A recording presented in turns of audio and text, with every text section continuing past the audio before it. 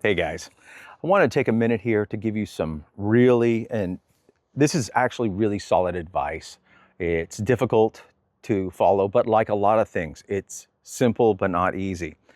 But that little piece of advice for your training, for fighting, for your fun's sake is stop trying to impress people. Just stop. I mean, it's holding you back. If you're so worried at practice about trying to impress everybody else, then that's going to impact what you train, what you do, what your focus is on at practice. You're going to be out there trying to win, trying to prove to people that you're better.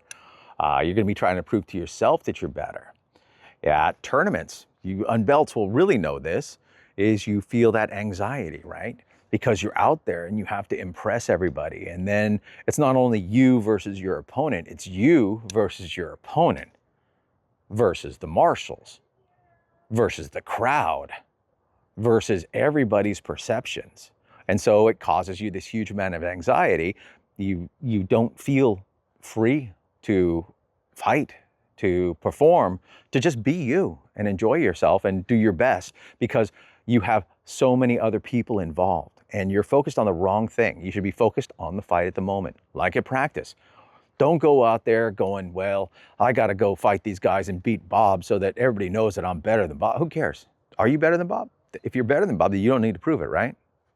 Who cares? But if you get yourself wrapped up with your ego so bad that every single time you pick up a stick, that it is your self-worth. If you can't go out there and lose on purpose while you're simply making minuscule improvements, bit by bit, step by step, towards becoming better at a specific technique, and you just have to win everything, it actually is going to hold you back for years.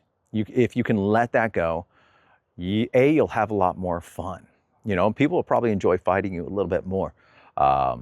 B, it won't take you nearly as long to get good, because what really stops us from getting good isn't our opponents. It's ourselves, our own sense of ego. Like we sit there, you know, putting these unrealistic expectations on us or judging ourselves based off of not like how much better we got since last week at a particular technique or a defense or a movement. We judge ourselves whether or not we can beat that guy. And that never ends, right? You're chasing the wrong thing. You should be chasing self-mastery. So stop trying to impress people.